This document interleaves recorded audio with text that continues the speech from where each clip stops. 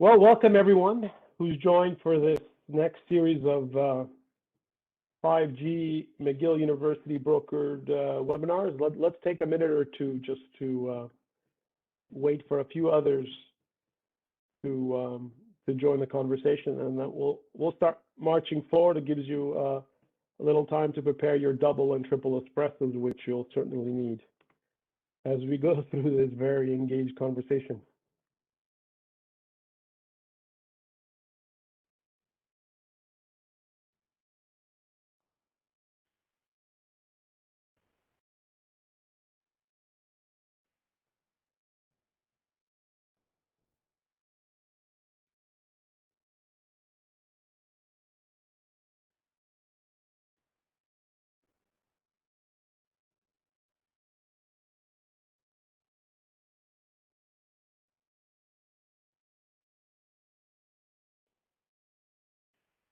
Okay, I think we're going to get going. I'm sure there'll be others who will join. And just a reminder for those who are on, this will be recorded and be available following this webinar. McGill University will be sending out a note to that effect. So again, welcome everyone. I appreciate your time today. My name is John Nicolopoulos, and this is another piece in our ongoing involvement here at McGill with 5G.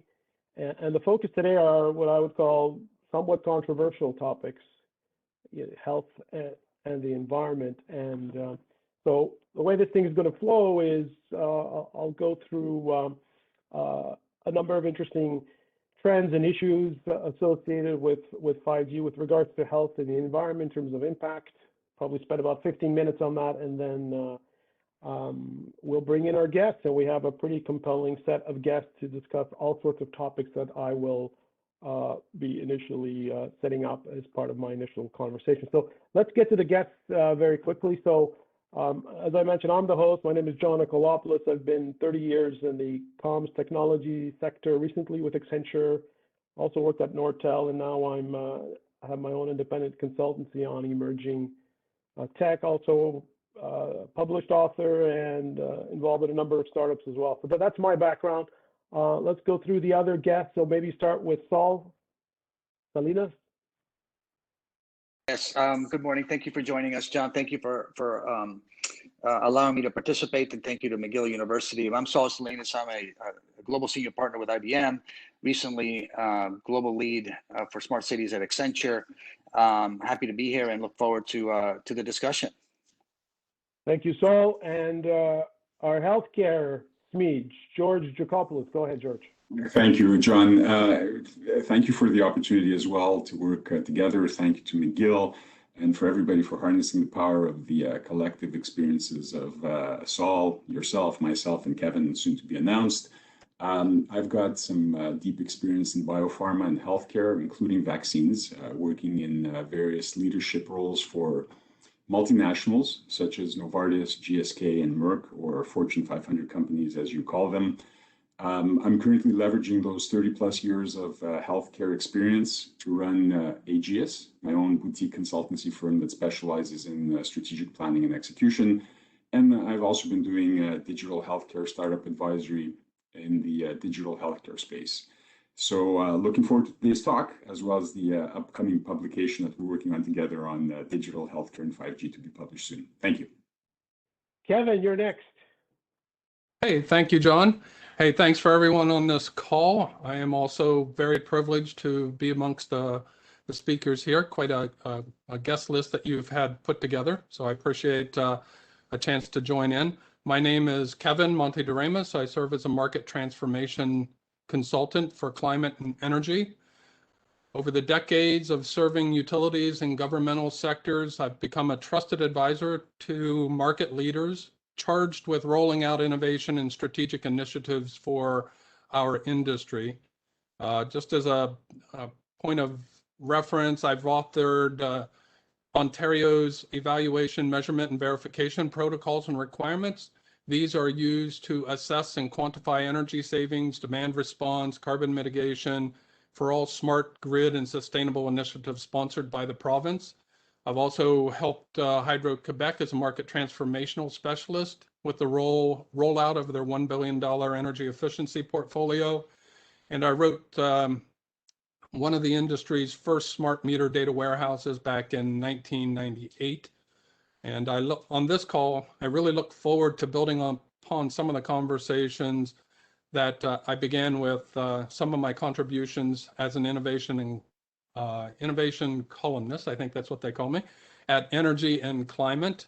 And if you stick with us throughout this call, you'll learn why you should support or perhaps oppose 5G rollout based on your own values and principles. The controversy has started, Kevin. Hey, I got it. If you started it, I'll end it like that. There you go. You know what's interesting about this is we all have 30 years experience, so this is 120 years, my goodness. So it's some serious experience brought to the table. Let's get this going. Just very quickly, some initial housekeeping. If you want to learn more about 5G, just do a search on McGill 5G. There's an upcoming workshop. Look out for the dates. Some of the dates may change. And then there's a pretty comprehensive tech blog series that I started last year and continuing this year. In fact, there is a couple of publications coming. The first one you could see there at the top, 5G powered IoT ecosystem innovations and opportunity reset, with my co-authors, Michael Pollack and Michael Lonke. And then George Jacopoulos, one of our speakers today, and I are working on a 5G enabled digital healthcare piece, which should be coming in the next few weeks as well. There's other stuff that we're looking at as well in terms of autonomous transport, smart cities, and AR, VR, media and gaming. So look out for those. I just wanted to start off with this. It is McGill's bicentennial celebration, which means 200 years. It's a fabulous university. I just wanted to quote William Shatner, who is actually Montreal-born McGill alumnus, and he made this famous comment in the 60s with Star Trek, to boldly go where no man has gone before. Of course, the cancel culture eventually caught up with him and Star Trek franchise 20 years later. They did correct that, and rightfully so, with the no one replacing the no man. But it is an apt statement given where we are with 5G. And I know for some of you were here a couple of weeks ago. I'm just going to repeat some of the stuff very quickly because there are others who are joining today who didn't see this.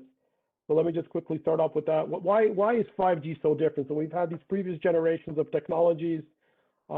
They've sort of followed, I would say, a regular path in terms of a 10-year innovation cycle. But 5G is really different. You could see all the different dimensions here, right? From the massive innovation at scale and speed.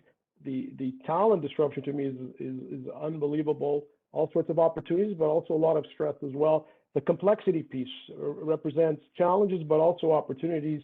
The techno convergence, we hear a lot about that. And I think we're just at the beginning of 5G, and you look at the other stuff that's happening with blockchain, with quantum computing, with AI, and so forth, all seem to be setting the stage for a fascinating unfolding of this decade in terms of challenges, but also opportunities. The techno geopolitics on the right that you see there, the whole situation with Huawei and what's been going on with the technology decoupling across the planet, which is causing some concerns.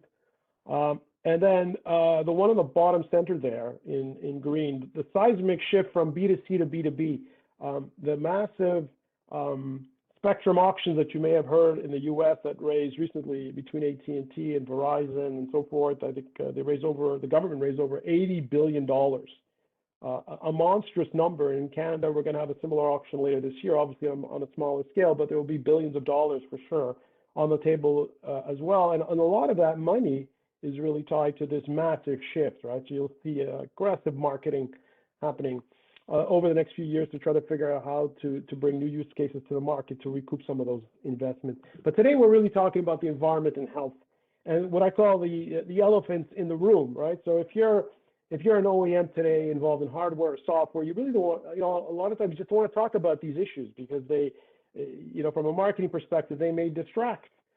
They may distract you, and there's a lot of misinformation out there. But today we are not going to be politically correct. We are going to say things the way they are to generate the an open dialogue. So one other piece I just want to mention, I did show this a few weeks ago, and I just want to put it up there. This is this famous triangle, the 5G triangle, innovation triangle, if you will. So if you look at all the use cases that are being enabled, the standards bodies came up with this creative triangle to sort of consolidate the opportunities across three anchors, right? You can see on the top there, you have what's called the capacity enhancement piece. So, the first 4 generations of mobile technology, including the current 4G LTE, is really focused on just providing more capacity for the most part. What 5G brings to the table is the bottom legs of that triangle. So on the far left, you see the massive machine type communications and enabling what's called this massive Internet of Things connectivity. And on the right, perhaps the most interesting and controversial, I would say, and the most difficult, is this low latency and low reliability. And this is what's associated with some of the iconic use cases like self-driving autonomous transport. The other piece I wanted to mention is the spectrum piece. I did mention that just before. 5G spectrum has caused a lot of concern because of new spectrum that's being accessed, and we'll get to that shortly. But you can see the different bands there that we're talking about. So in the industry, we refer to what's called the low bands, the mid bands, and the high bands. The big auctions that happened in the US were in the mid bands. A lot of the controversy is in what's called the high bands, and we'll get into that shortly. And then as a number just to keep in mind is typically that 5G improvement over 4G. If you want to put a number in your brain, it varies from 10 to 100 times. So pretty significant in terms of the disruption and the opportunities that provides. Okay, let's get into it. So in terms of the impacts, I just want to summarize everything here. There's 2 pieces, the physical piece and the mental piece. And again, you look at the slide, in my mind, it's pretty straightforward, but typically you will not get the marketing people from either the service providers or the equipment players putting this type of stuff up because of the confusion and the stress that may be creating in some people's minds, whether it be from a business or a consumer perspective. So on the physical piece, the big concern is multifold, as you could see there, right? So you've got this massive number of IoT devices that'll be in play by the mid-2020s. That's per Gartner and a few other players, including Cisco and Nokia and so forth. So 50 billion devices. And these devices, for the most part, will have a wireless tag associated with them, right? So there is this concern about the so-called involuntary RF exposure. And then another related piece is if you look at your own household, the number of connected devices per person. So Cisco, for example, show that the average person, let's say in North America, will hit about 14 connected devices per person in the next few years. And I suspect when we get into the end of the decade, that number may get into the hundreds, right? So a lot of people are concerned about all these RF emitting devices and what's going on. Are we going to get fried? I mean, there's a lot of misinformation out there. And then this information sort of got even more legs when the launch of millimeter waves came into play. You saw this in the US.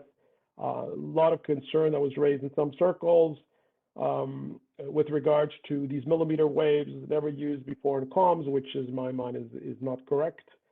We have been using these millimeter waves for a while. In fact, I was involved in some of this stuff in the 90s with Nortel in my radio work. So a lot of miscommunication out there, but you saw cell towers that were burnt, a lot of groups that have raised concern about this. And I'll get to this in the next chart, but it is, like I said, I was just curious just to see all this misinformation that's come out. You even saw a lot of celebrities who are commenting on the connection of 5G and some bogus conspiracy theories with regards to coronavirus and so forth because of some of the early deployments in China of 5G. Anyway, it's a lot, in my mind, a lot of nonsense, but also raises issues about the so-called influencers and what impact they have in terms of what they can bring to the table as they engage their followers. Millimeter waves have been used in airport scanners and automobile auto collision radars. I mean, that's a fact. On the mental side, this is another piece that's not, in my mind, talked about. So the surveillance model, the idea of surveillance, associated with contact tracing has really been precipitated with all this, I guess, the COVID challenges and so forth. So now we're hearing a lot more talk about surveillance, and I'll have a slide on that just to double click on that. The connectivity stress, the word nomophobia was coined about 10 years ago by actually the UK Post Office, and it's a hybrid term which means no mobile, nomo, and phobia, fear. So the idea is, and this is really, I guess, applied to the digital savvy generation or the millennials and Gen Zers who are concerned about not getting cell coverage. But then there's the opposite effect, and I slapped an A in front of nomophobia, creating another term called anomophobia, which is what happens if you have too much connectivity. It's curious, and that causes stress as well, right? It's curious that Apple in a couple of years ago, they started introducing a monitor on your device to show you how much screen time you have. So it's interesting how you're getting information about screen time, but it's not telling you anything about what should be the optimal screen time for your particular biology, right? So we're still in the early phases of that. But in any case, the connectivity stress, depending where the context, you've got this different dynamic of nomophobia versus anomophobia. And then the talent piece. There's a lot of talk about unemployment that's being created by all this technology disruption. There's some interesting books that have been written, particularly by Yuval Harari, who's well known for Homo Deus and Homo Sapiens. He wrote some books talking about the rise of the irrelevant class versus the unemployment class, right? So there's all sorts of issues with regards to talent, and 5G is certainly going to be contributing to this massive disruption on the talent piece. Let's get into the crux of this. On the health piece, I just wanted to go through this. So you look at, this is just a basic chart, the electromagnetic spectrum. I would wish everyone would have this in their mind when you start hearing information that's coming down the pipe from some different circles, right? So something like this could really alleviate a lot of stress. So what this shows is from left to right, you've got,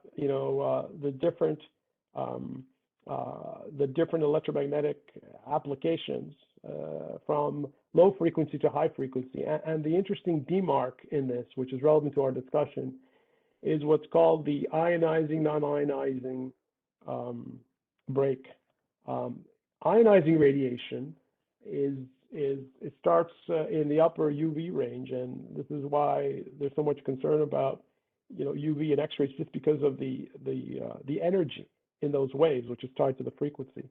And there's no issues. There's broad global consensus across the medical community that ionizing radiation can cause cancer and so forth. So that's why there's very strict protocols and procedures associated with ionizing radiation. The challenge we have is in the non-ionizing radiation, where you have a lot of these commercial applications. A lot of it is very low power. Some people have tried to take advantage of people not knowing this visual to see where the break is between non-ionizing and ionizing radiation. And you can see with 5G, 5G is well within the non-ionizing window. And in fact, you can compare 5G and 4G. The difference between 4G and 5G is 5G goes deeper into the microwave range and the millimeter wave range, but it's still well within the non-ionizing window, right? But that hasn't stopped some interest groups to say, well, look, we haven't done much testing in this region, and where we need to stop all deployment of 5G and so forth. And I would say I would counter that, because any new technology, there's always risks. Every time you step out of your door or you get into a car, there's risks, right? And I think there's a lot of science backing the notion that we're still within the non-ionizing window. Yes, we still need to do a lot of research, and that cannot be stopped as far as I'm concerned. I think this is where you have a lot of lobby groups that are coming in, trying to position things and try to skirt things under the carpet. But certainly the research needs to continue, and that research needs to inform standards bodies and government in terms of policies and regulations, right? But the general conclusion you can see at the bottom right there, in terms of standards, the government agencies, they're very conservative. And they've been saying this now for several decades with mobile infrastructures. There's no adverse health effects, right? So I mean, that's the official stance today, right? And which you also need to know in terms of the key health considerations, as you can see on the top there, right? So it's there's a number of factors that come in. It's the frequency of the wave that determines if you fall within the ionizing or non-ionizing window. But then it's also the aggregate power level, and then it's also the ability of that target substance, whether it's a human being or something else, to absorb that as well. So there's a number of factors which come in, right? And a lot of that gets lost in the shuffle with all the miscommunication that's out there. But anyway, this is a summary shot. 5G is within the non-ionizing window, and let's move on to the next piece, which in my mind is potentially even more controversial, which is the surveillance model. Two iconic novels came out in the 20th century. George Orwell, 1984, Brave New World, Aldous Huxley. There was, opposite ends of that surveillance spectrum, and there's different terms that have emerged over the last little while. I think the West, we've been shifting toward this Brave New World for sure, and you have these interesting terms: soft totalitarianism, enlightened authoritarianism, pink police state. Surveillance capitalism actually is an interesting one that's come out. Actually, Susanna Zuboff is a Harvard professor. She published an interesting article in January 2020 in the New York Times that I highly recommend you take a look at, where she talked about surveillance capitalism. One thing's clear: COVID has amplified and accelerated this debate, and the 5G edge infrastructure will underpin whatever we decide in terms of that surveillance model. In terms of the health impacts, George will be talking more about this, but you could see the range of interesting use cases that are coming out from telemedicine all the way down to, which I think is a very interesting category, which is AR, VR in terms of the mental health. I think that's an underserved area. I think there's tremendous opportunity there, but a wide range of applications. This is the positive piece with regards to 5G edge. On the environment piece, how green is 5G? I know Kevin will talk about that, and there's some controversies there because 5G is positioned as highly efficient, much more efficient than 4G, as you can see. They're up to about 90%. But here's the trade-off. The trade-off is there's increased densification, there's more traffic, there's more devices which consume more energy, right? So depending on the context, depending on where we are in the deployment, right, the green premium, if you will, associated with 5G is gonna change quite significantly as we roll over the next 10 years. Other issues, the device lifecycle cost analysis. I think there's a lot of work that needs to be done there to really understand the full impact of a lot of these devices. The electronic waste is just beginning to get worrisome, I think. The urban transformation, I know Saul will talk about this in terms of smart cities, the small cell tsunami. Millions of these small cells will be needed to address 5G densification requirements. The sustainability policy, all sorts of issues, I think, or challenges associated with the environment. The IT, the communication sector, you can see the bottom today, just some interesting numbers, 4% of the global energy consumption, and the global carbon emission is still small. Really, this sector is not the big driver for this. Again, a lot of miscommunication there, I think, in terms of what this sector generates. In terms of how to improve sustainability, there's a whole slew of interesting issues. And I know Kevin will talk about this, the decarbonization of the electrical grid. There's interesting energy harvesting, and I'll talk about that shortly. New cooling innovations all needed because of just the density of these electronics that's needed to drive all these new innovations and capacity requirements. Network sharing, because of all this massive densification, there's interesting opportunities to share the infrastructure, and this is where there'll be some potential interesting interlocks with blockchain, which lends itself well in terms of enabling that sharing. Recycling toxic materials and these biodegradable sensors. IoT sensors are another interesting area for sustainability. I'm just showing there on the right, in World War II, there was something famous called the foxhole radio, where U.S. soldiers were not allowed to use their radios because they didn't want to get picked up by the Germans who were listening. So they had to figure out a way to get their radio stations with no batteries and no EM transmission. So they were able to tap into the AM broadcast by using these passive devices. If you've never done it, it's a fantastic thing to do at home, and you learn about energy harvesting, right? It's out there. These were AM foxhole radios. It was quite fascinating. And today, just recently, the Georgia Tech announced in March in this 3D printed rectifying antenna. You could see it there, which basically turns basically a 5G network into 5G energy grid. So I think this is fascinating. A lot of interesting disruption. I know Kevin talked about that. In terms of the urban aesthetics, very quickly, you could see these big towers there on the left. The densification is going to require millions of these small cells, even just in North America. You could see the ones in the middle are not very sightly, if you will, and that sort of spurred those pictures you see on the right in terms of new concept in urban small cell aesthetics, right? So all sorts of interesting opportunities in my mind to address this densification challenge that we're going to be witnessing over the coming years. This is my last slide. Smart cities. What I'm just showing here is an interesting book that was published a few years ago called Scale by Jeffrey West. And I reproduced some elements, some studies that he did. Basically, what I'm showing here is the impact of different economic activities and population. So, as cities double or triple in size, what happens? And it's interesting, you can bucket a smart city in terms of the physical infrastructure and the socioeconomic activities. So the physical infrastructure tends to scale sublinearly, whereas the socioeconomic activity, it scales superlinearly. So it's quite interesting. So you look at wealth creation, innovation. Unfortunately, crime gets worse or better, depending on the context, as the city scales, right? And physical infrastructure takes advantage of economies of scale, and so it grows, at a slower rate, which is interesting. From a smart cities perspective, and this is all about, with his book, it's all about establishing what I call a science of cities. Some interesting modeling that's happening. I highly recommend take a look at this book. In terms of the use cases, you could see them there. I know Saul will talk a little bit about that. Smart lighting, parking, traffic management, etc. So a lot of exciting stuff on smart cities. That's basically my my intro. I'm going to stop there, and then let's start with. I know there's more continuity between Kevin and Saul, so let's start with George. George on the healthcare. So George, I briefly talked about some of the opportunities with digital health. Maybe you can just chime in on your perspective. Thank you, John. Great introduction, and thank you for setting the stage. I'm going to take some very, very broad strokes over here and over the next 10 minutes, starting with the fact that healthcare is facing some fundamental shifts, including longer life expectancy, especially amongst the boomers, with an increasing demand for services to manage complex medical cases that sometimes include 2 to 3 chronic diseases, multiple comorbidities.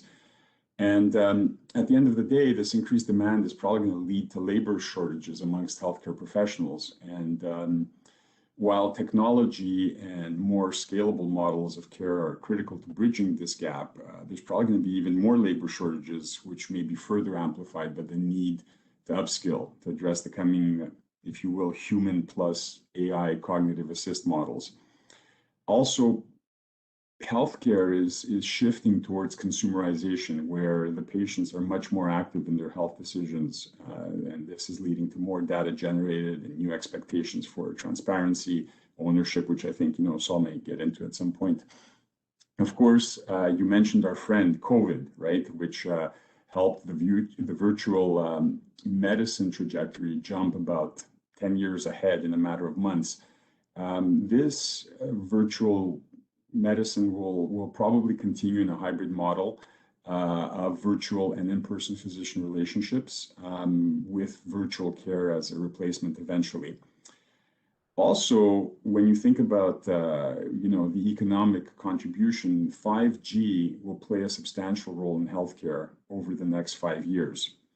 In a recent Accenture report, it was shown that 5G in healthcare is supposed to generate over $190 billion USD in revenue, 120 billion in gross domestic product, and over 1.7 million jobs. If you're looking at Canada, simply divide by 10. The same analysis also predicts that for each 5G healthcare job, there's another 1.8 jobs that will be created in life sciences, medical device manufacturing, raw materials extraction, agriculture, and so much more. So as the healthcare network footprint grows each year, and services and applications depend on faster network speeds and low latency, 5G is going to be critical for what you mentioned earlier on: telehealth, larger data files, the medical Internet of Things, real-time virtual consultation. And I'll start with telehealth first. Again, with COVID, what we saw was that patients that had the most difficulty accessing healthcare were either quarantined or chronically ill, and especially in rural areas where it's difficult to travel to their doctors or specialists that are located in urban centers. Sometimes this isolation may mean a question of life or death, as we saw. And by removing the commute or the physical doctor visit, the virtual consults offer better access from home, may improve outcomes, and they've been shown to reduce costs by as much as 30%. Believe it or not, they may also be safer because you're definitely decreasing the risk for hospital-acquired infections. And while the current technology is viable for voice and lower definition video, 5G supports higher definition and much more complex multimodal data streams with bidirectional interaction. Eventually, haptics are going to come into play, so that rich data captured with 5G can provide much more context in areas like dermatology, wound care, cardiac care, and others that require much higher definition and more responsive imaging and video. The other thing with 5G is that large healthcare networks will also be able to conduct remote specialist consults in a sort of hub and spoke model, providing patients with natural feeling telepresence that we talked about before, without the worry of blackouts, disconnection, or lag time, while balancing coverage among a lot of locations. And I think, as you mentioned in your last slide, even though this may be 5 to 10 years out, telehealth may also provide mental benefits, where 5G edge-enabled AR/VR applications may help the elderly either relax, feel more connected, possibly have new experiences like virtual travel. And outside of just the specialists that we keep talking about, GPs can also have real-time feedback on the mental state of their patients and adapt accordingly. So the other big thing with 5G, and I say big, has to do with larger data files. To reach its full potential, virtual care does need 5G connectivity, especially for diagnostic medical imaging systems with massive amounts of data like MRI, CAT, or PET scans. And this faster data transmission and consumption is going to provide physicians with much quicker results, so more timely diagnostics, treatment adjustments. And this can happen, whether they're in the office or maybe even working from home or chilling from home for that matter. In the future, the millisecond latency and the very, very high reliability of 5G may enable, surgical consults with a specialist weighing in from an offsite location, or even performing more efficient or complex surgery with robots, again, both offsites or locally. And one of the challenges that's going to be turning into an opportunity is that currently hospitals rely on wired connections for everything, surgical equipment, heart monitors, even dedicated rooms for specific care. And these wired connections prevent rapid scaling up or repurposing of healthcare capacity and space. And what I found interesting is that they also cause trips and falls, which represent 25% of healthcare workplace injuries, if you can imagine. So with 5G, the faster data speeds, the private networks, a lot of these, if you will, antiquated healthcare systems and hospitals can become smart hospitals that can deliver remote healthcare services to patients around the world, or locally, they can rapidly scale up inpatient capacity to respond to disasters like floods or future pandemics.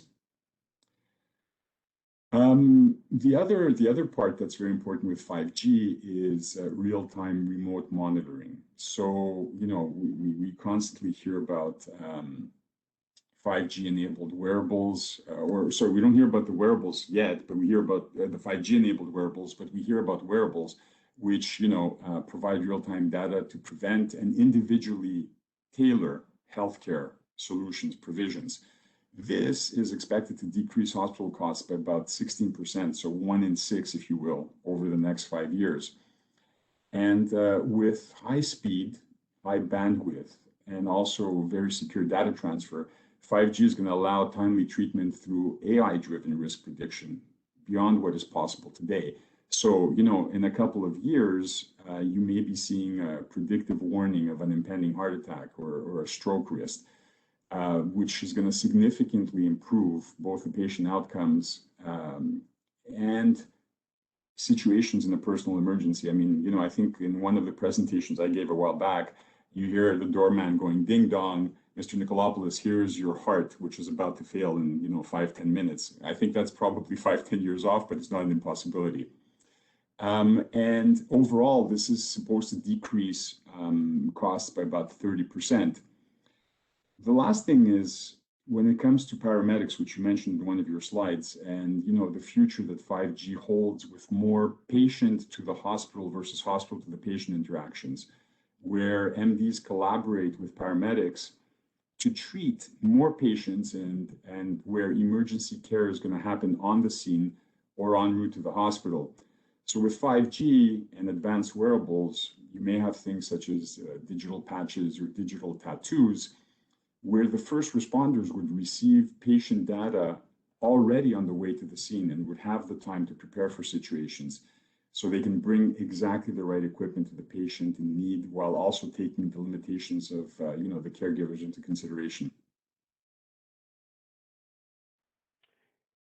So George, a very detailed overview. Before I go into bringing in Saul, so just very quickly, if you look at the biggest challenges, I guess, or stumbling blocks with regards to 5G in healthcare, like what do you see are the issues over the next few years? I think again, there's opportunities, like we said, with everything in terms of telehealth data, some of the sensors out there. I was just going to joke that there's now masks that are smart masks that can also tell you what type of air you're breathing, the particles, how to prevent pandemics. A ton of opportunities. I think that a couple of things that I would think about and include, whether you're in Canada or in the US, is do I own my own data, for instance, whether it's from wearables, medical records, health records, which include vaccinations. What do I need to do to protect it? And I think Saul may get into some of that. Can I actually sell my own data if I own it? Okay.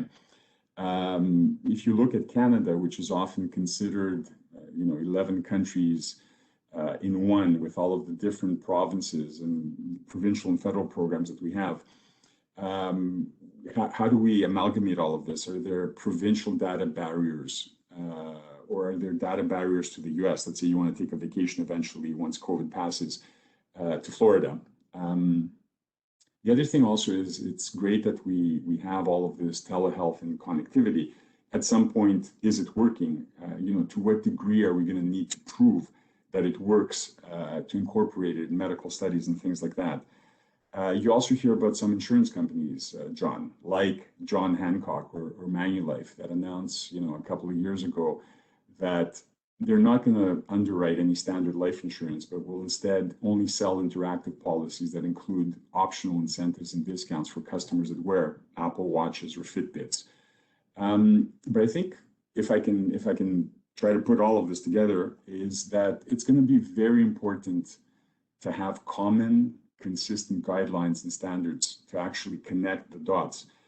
Speed and agility, as well as clear regulatory and reimbursement standards, are also going to be key to maximize what I think is a huge, huge opportunity with 5G in healthcare. Because in the end, 5G is going to increase system capacity, provide a better overall standard of care, and all of this is going to be at the fraction of a cost. So, I hope I didn't run over time at this point, but I think that's the pros and the cons, basically. Thanks, George.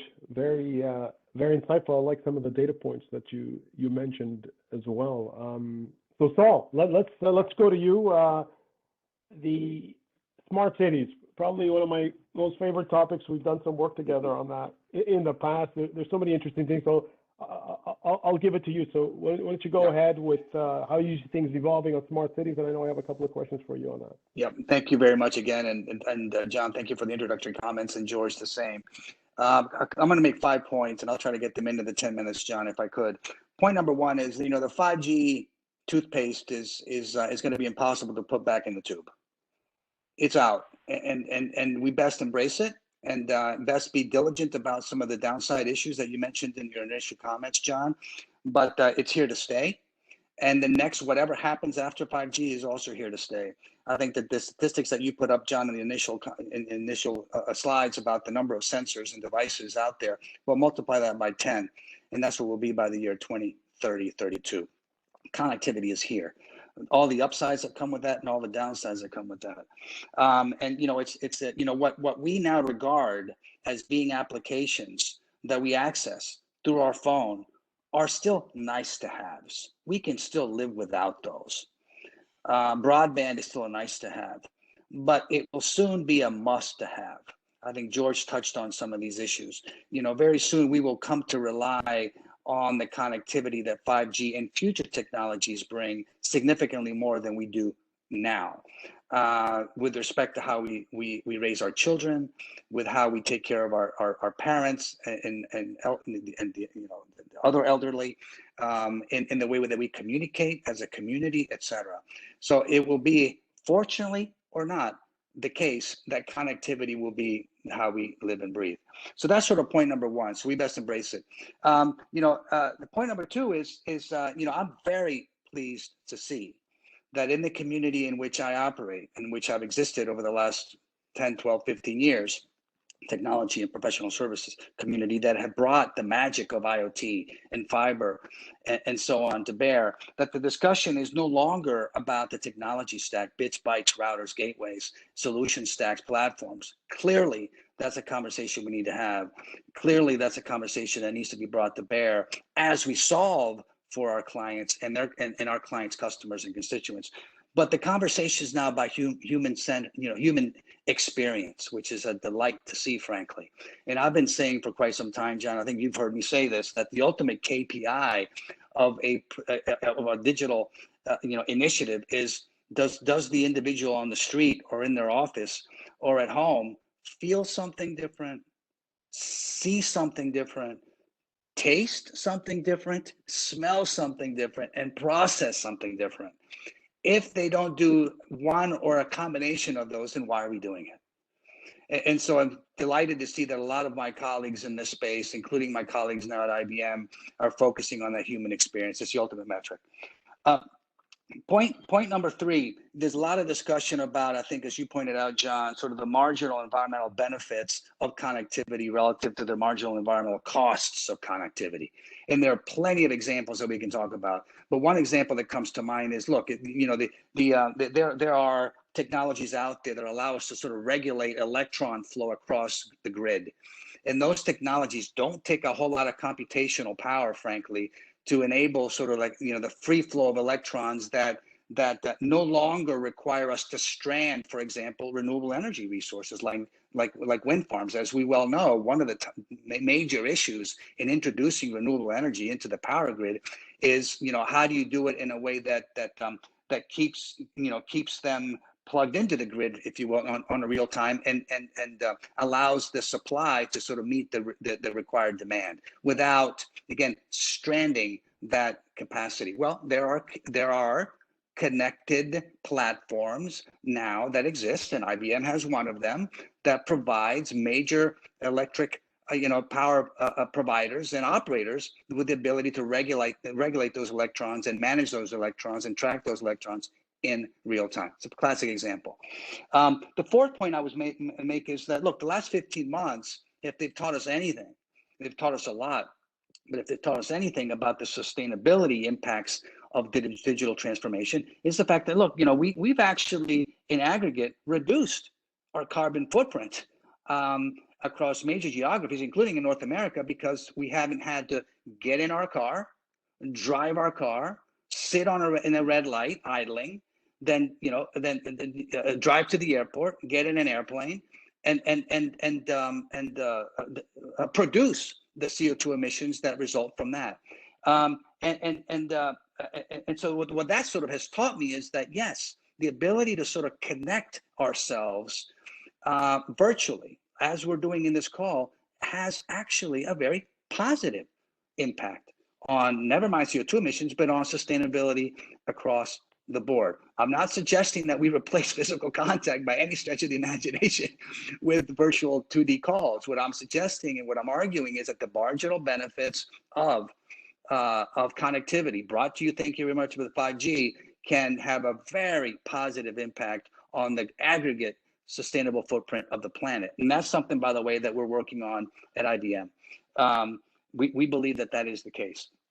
Point number, I think it's point number 4, I believe, and you touched on this, the issue of privacy and security. Do we, as a result of experiencing these technologies, compromise our confidentiality, our privacy, our security? The quick answer is it can, for certain. But look, I'm not a historian, but one example that I've used with some of my colleagues, and I used it with you, John, earlier, is when we went from the horse-drawn carriage to the horseless carriage, we entered into a social contract. We trusted, whether it was, I suspect it was Ford at the time, the manufacturer of the horseless carriage, that they did the right things that ensured, to some degree, the safety that I require to get from point A to point B a little bit faster. And I entrusted that. And I did some calculus, or my predecessor, my ancestor did the calculus and said, I'd rather get to point A to point B in 10 miles at 10 miles an hour, 15, 20 miles an hour than at 4. And I will risk the downside of potentially, colliding with a light pole. We did the same thing when flying on airplanes became mainstream. So in every instance where we've introduced new technologies, I would argue, enter into a social contract. And that contract forces us to do a calculus, which is the marginal benefit of me benefiting from this new technology, does it exceed the marginal cost? When I transact online through American Express, I can choose to do that, or I can choose to keep my money in cash under my pillow, get in the car, or actually walk to the nearest retail bank establishment, hand them cash, and transact that way. Instead, I go through 3 clicks and I transact. I trust American Express and its ecosystem of technology providers that that transaction is, quote unquote, secure. Is it secure 100% of the time? I don't know that we can do that, but I go through the calculus. And so the advice that I would give those who are beginning to sort of question or frankly, I think do the due diligence about participating in a connected a community, whether it's a seamless transaction community or whether it's simply walking, driving through an intersection that has a video camera that videotapes me as I go through the intersection. The calculus is, do I sort of do I benefit from that, or should I say, is the benefit significant enough for me to sort of compromise that potential security and privacy? By the way, in every instance, I've self-selected myself. When I went from the horse-drawn carriage to the horseless carriage, I chose to do that. When I choose to travel, I choose to get in an airplane and decide that the calculus is such that the benefits of traveling across North America in 5 hours is better than driving over 3 days. When I do the transaction with American Express, I do the calculus. That is also, it should be, by the way, the same case if I'm traversing a smart city and I decide that I want to be part of that community. If there are video cameras across a specific park in that city that are capturing my information, I don't, at least at this moment, necessarily have to participate in that. I can walk around the park and not be captured by those images. So it is ultimately the issue of security and privacy, in my personal opinion, is one that allows the opportunity to opt in or opt out. So let me pause there, and I hope those are very, very general comments, but I hope that addresses some of the points you made, John. So yeah, before going to Kevin, so I'll have to ask you this, right? So you look at smart cities, there's just so many interesting use cases. So as we digitize, with all the analytics, there's questions about, what degree of automation should be in there because of the risks, right? So there's these issues about, for example, humans in the loop versus humans out of the loop in terms of some of the automation. Then when you look at it from an overall cybersecurity perspective, one of my big concerns is, 5G is really a heavily disruptive technology. New security paradigms are coming in, a lot of positive stuff, but there's still a lot of complexity there. And then you throw in these other ecosystems that converge, interestingly, within the smart cities context, specifically blockchain, which has its own security implications, right? And then, and I know IBM is involved in this too, but in the second half of this decade, for sure, quantum computing is going to come in with all the interesting issues, right, as we approach what's called Y2Q, right? So this is going to be a real challenge, not the Y2K, which happened in the 90s, which was well understood by the technologists. I think Y2Q, because a lot of system unknowns and so forth, is posing some interesting risks. Like when you look at the quantum computing thing kicking in the second half of this decade, you look at blockchain, which is really starting to explode over the next few years beyond cryptocurrency. I'm talking about some smart city stuff. And then you've got this, underlying 5G edge infrastructure. All these three ecosystems are going to create some interesting opportunities, but you look from a cybersecurity perspective, this challenge. So I'm wondering, do you think, how do you see cities getting prepared for this tsunami, right? Because it looks to me like a monstrous problem, and with these politicians being so they're so focused on the next election cycle. I wonder about this. What do you think about that? So I'm going to answer that really, really quickly. I think that we're moving into a new paradigm vis-a-vis smart cities. I think all of us who've been working in this space for quite some time realize that cities have had other more immediate priorities, frankly, than the connectedness that we've discussed here. I mean, there has been, and I think that sentiment is shared with some of my colleagues in the space, that there hasn't been the sort of the long-term view, if you will, within municipal governments, within City Hall, that we would hope could happen. Number one, there's also the procurement process in cities and public service in general that tends to be very stovepipe, very sort of narrow. So I would argue the only way to sort of begin to address some of those very real and ambitious challenges that you described, John, is to go into a new paradigm whereby, we join with our public sector colleagues as equals. And we've done this, by the way. I did this in a prior life when I was with Accenture, and expect to be doing a lot of this in my new life at IBM, is to sit across the table, a round table, with either our mayor counterparts or governor counterparts, and have a conversation about the ultimate problems that need to be solved, and come at it as a village, in a cooperation sort of model, and not a sort of competitive model. And it's been done successfully, and we can talk about the sort of the cities that have done it successfully. But the only way to sort of embrace these challenges is to sort of leave the business cards at the door and have an honest conversation about what outcomes you want to deliver for your community, what's unique about the community, and then have a conversation about, again, among those organizations that have heretofore been competitive, have a conversation about what role each can play to sort of advance these human outcomes that I discussed earlier. It's the best way that I could sort of answer that in the 2 minutes, John. Fantastic. So I need to drop off at 1. Just for all our attendees, I just want to give Kevin sufficient time, so we may bleed over the 1 o'clock by a few minutes. So with that, Kevin, I know you and I have had some wonderful conversations, some open dialogue. I really appreciate your opinion. Sometimes is contrarian to mine, but it's well intentioned. So I'll give you the floor, Kevin. So given everything that's been discussed here, some of the challenges with energy grids and so forth, what do you think? Yeah, I think we've had a nice discussion on health and sort of the government's role with sustainable cities. And so I'll take it more of a utility industry perspective, although this overlaps with everything. And we've had a few questions that have popped up in the chat that deal with healthcare, and I'll try and circle to some of those questions in my discussion with the appreciation. I hope you can appreciate that that utility data is considered a national security threat, and so it's highly protected, highly valued, and some feel it's equally personal. Like you can tell when somebody's home when they take a shower. There are some signatures in the end-use technologies that you can detect to kind of give insight to what people are doing inside and outside of the home with some of the smart meters that are out there. So I say that to appreciate the privacy and security that goes into what utilities are doing with their data.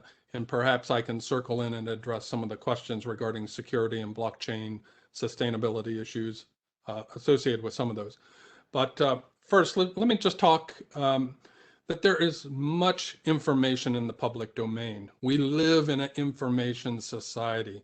I mean, we can go to YouTube and, myself personally, I must volunteer learning. It must be somewhere in the neighborhood of 100 hours per month, where I go to YouTube and get information about a topic. And what I try and do is get different perspectives. And there are many reports circulating out there from various agencies, entities, sometimes individuals, about 5G, about climate change, and about other issues that face our society. And I want to say that, I want to highlight a way for you to digest the seemingly infinite and diametrically opposed points of view that get published. So I'm going to talk to that as I go through some of this. Second, I'm going to highlight some of the components for our energy future. This was a thought-leading piece I did for the Department of Energy in the US maybe 15 years ago, and had enough relevance that I published it in my sort of my kickoff article for Energy and Climate, the online magazine with a wide distribution. globally from Wiley Publications. And in particular, I'm going to talk about the need for renewable baseload generation and the evolution of a hybrid AC/DC grid and some of the advantages that could play as we move forward to a new green economy. And then third is I want to talk about how 5G fits in the direction of the utility industry in general. I guess with that said, let me just encourage you that during this information age, what you can and cannot trust. What you can trust is almost anything, even if you're a streamer trying to get attention, you're probably, and I don't want to demean streamers, but I stream, you can stream. So even when we put something in the public domain, we want our numbers to be accurate and check out. So what you can generally trust are the numbers and sometimes the summary of findings and reports that get published. And what you'll find is that no matter what side of the argument they're on, pro 5G, anti 5G, a climate denier to a climate alarmist, what you tend to find is that they tend to agree on the numbers and summaries that come out of these large academic reports. And those tend to get circulated by different entities. So what I can say is just look for as many different perspectives as you can find, trust the numbers, and trust the summaries. But conclusions, and even I suppose even more biased are the recommendations, because you have to look at who's funding the research, what message are they trying to get out. When you hear the word advocate or activist, they are almost by definition aligned to one side or another. And so I would just advise that you can trust the numbers, you can trust the findings, but use your own context, your own values, your own principles to come up with your own conclusions, your own recommendations, and then vet those against those in the know. If you have contacts at universities, reach out, talk to them. I found that the instructors that have expertise in a certain domain are more than willing to have engage in a nice elaborate discussion about different perspectives. So I would just start with that. That's the point number one. So point number two that I said I was going to address is that we really just look at our energy future, this need for renewable baseload generation, and then I'll kind of spin it to the AC/DC hybrid grid. And this will get to the idea like a blockchain and data storage. Some of our most intensive, energy-intensive end uses out there are now related to the storage of data. It used to be a physical entity, like, storage on your laptop hard drive. But now it's in the cloud. So now it's a data center. If it's encrypted and transmitted via blockchain, it is now generating all the privacy, the public and private keys associated with that. Very energy intensive. Think of data centers as highly energy intensive end uses. And so we have to think about, as data gets created, that data gets transmitted and it gets stored, and the energy requirements are considerable.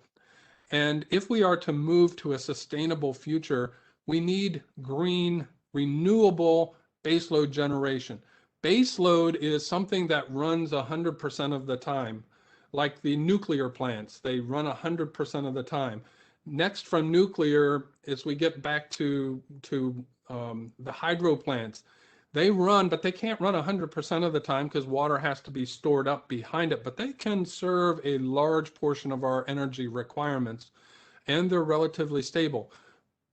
Baseload generation creates reliable, ongoing, uninterruptible power. That's a little bit different than what we see with renewables like wind and solar, which are intermittent. And actually, their prevalence in the electricity grid is what's driving the smart grid. It's what's driving it. It's what's driving additional sensors.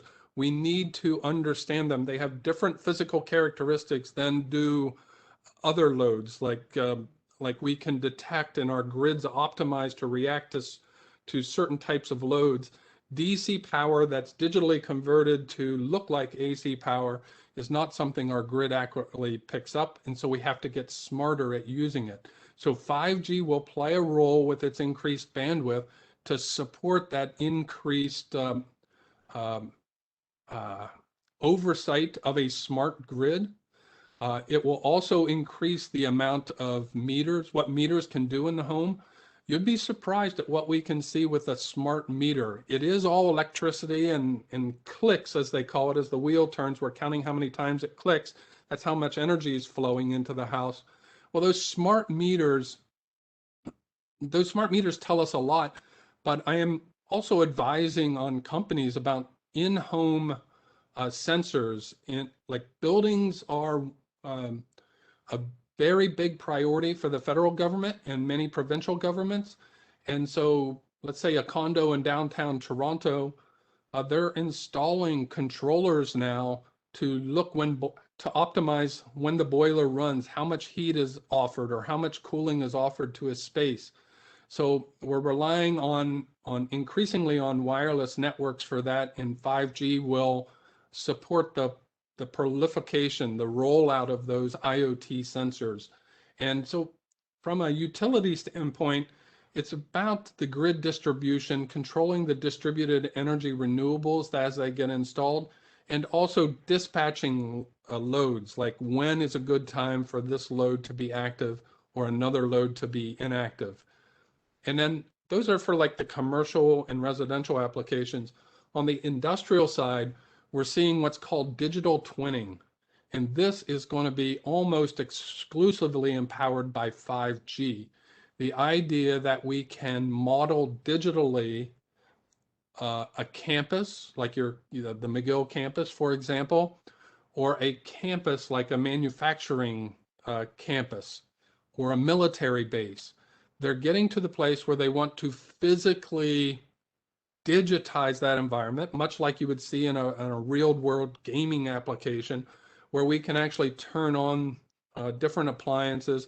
You can also, like for you personally, you can begin to think of a light bulb by Philips that with your smartphone, you can change it from red to green to blue to strobe. Well, in an industrial setting, we can do that with a lot of the end uses that are out there as well, like how fast a centrifuge spins, for example. So we're going to be seeing a lot of that, and all of that data needs to be secure and encrypted. Most of it's considered highly proprietary, highly competitive, and so what we're finding is not only is data encrypted in its transmission, it's also encrypted in the data storage device. So no longer do you see a text file, a plain text file being loaded almost to your PC. Almost everything is encrypted on your drive now. What we're going to see is almost 100% encryption. That encryption, when you start talking about real-time application, gets to be data and energy intensive, and we need that renewable baseload generation to make sure that we're not relying on environmentally unfriendly energy sources. And so we're going to see some evolution of that. And I see that the clock is ticking, so I'm just going to part there, although I could talk for hours. But what I want, one more thing. As much as we talk about how much more energy efficient 5G is, I would caution that efficiency is a rate. And rates can be rates like the energy efficiency of buildings or the energy intensity of buildings have gone down significantly from even the 70s, but especially from the 90s forward. The energy use per square foot of building has gone down, but our energy until just recently has actually continued to rise. So our energy consumption continues to rise because we're adding much more square feet out there. So our energy consumption actually rises. Well, the same thing with 4G to 5G. 5G in its end state will be 1,000 times more efficient at transmitting bits than is 4G. And it will consume at least twice as much energy per station. or 1.5 to 2.5 times per station. So to give you an idea, 11 kilowatt hours is the average, but the average max requirement for a 5G macro tower, 20 kilowatts. 20 kilowatts is 4 households running full blast. So 4 household, 8 cars, perhaps is a way to, 8 cars? Something like 6 electric vehicles is the energy requirement for them, but much more efficient if we were going to consume that much data. But 5G has to be looked at as an enabling technology, and it requires it to be a little bit more dense. So understand that we will be consuming more energy, but more efficiently. Let me just say too, Kevin, not to scare people, right? So all these increased density requirements, because we have gone over, so we'll just end it in a minute or two. But let's be clear, though, from a user perspective, though, the actual device, the cell phone, just to make it practical, the improvements are so significant, right? So the power levels on these devices, as an individual consumer, that's the piece that directly impacts you, right? Towers are further out, even the small cells are further out, right? So the power requirements you're talking about in terms of kilowatts, those are in the base stations and digital processing infrastructure, data centers, right? But the actual devices have improved so dramatically over the last decades, right? So we're talking about typically power levels for your mobile phone is in the milliwatts, if not microwatts, because of all the intelligent algorithms to optimize the communication between the small cell or tower and your device, right? So that continuously has been going down, right, just to demonstrate the efficiency. I just wanted to ask you very quickly, because we have gone over and I appreciate your time, I know we've had this big discussion about AC/DC. A lot of people are not aware of what's going on, but there's this massive transformation that's happening. Our AC grid, which was developed throughout the 20th century, is now undergoing some changes, right? I think we're seeing it in Asia in particular, but I think there's been some stuff in the US, maybe a little bit in Canada. But maybe you can just comment on what you see very quickly on the AC to DC conversion, and what that means from a 5G infrastructure and from an individual consumer or business. Like what do you see happening in the next 10 years or so? Yeah, so it'll be slow to evolve, but it has to evolve. If you look at your devices, your laptop, your computer, even some of the large loads like some stoves actually can be more efficiently run. Well, they're run on DC power, and so we still have some analog loads like electric heat can use the AC directly, but most of our power is being converted to DC for our end use. And because of that, we could have in our home, we could begin to see, and we actually see it on some electrical outlets, they have a little USB slot so that you can charge your phone and actually run your computer if it was so set up. But you'll see a lot more of that happening. And I see the evolution is that we'll use AC to transmit energy long distances from the power station to the community, but we'll begin to see that AC will be converted to DC on the poles, and DC will run into the house so that you will begin to have outlets that are DC, so you don't need to carry the bricks with your computer. Your computer will simply plug into a DC outlet inside the home. There are lots of efficiencies with this type of approach. It's 20 years old in its discussion, but it's only recently found its way into mainstream, and that's largely because if you're going to build remote solar or remote wind, those loads generally generate electricity in DC. So why convert that to AC to connect with the grid, feed it into your own home, and then convert it back to DC? Why can't we use the DC power directly? And I think the DC grid, AC/DC grid, if you make the local area DC power generated, then all of a sudden the incorporation of distributed renewables no longer is the challenge that utilities see it as now, and you'll see a greater adoption of them as they move forward. Very good, Kevin. I think we've gone 10 minutes over, but I think it was well worth it. Thanks for everyone who joined. I think we tried to address some of the questions that were in the chat. What I suggest to everyone is feel free to reach out to any of the guest speakers or myself on LinkedIn. just add the courtesy with an introduction as to, that we met through this webinar. And like I said, we look forward to continuing the conversation. This will be taped, this is being taped, as I mentioned. It'll be available in the coming days. Look out for that. There'll likely be a few other webinars in the coming months, so also look out for that. I want to again thank all the speakers.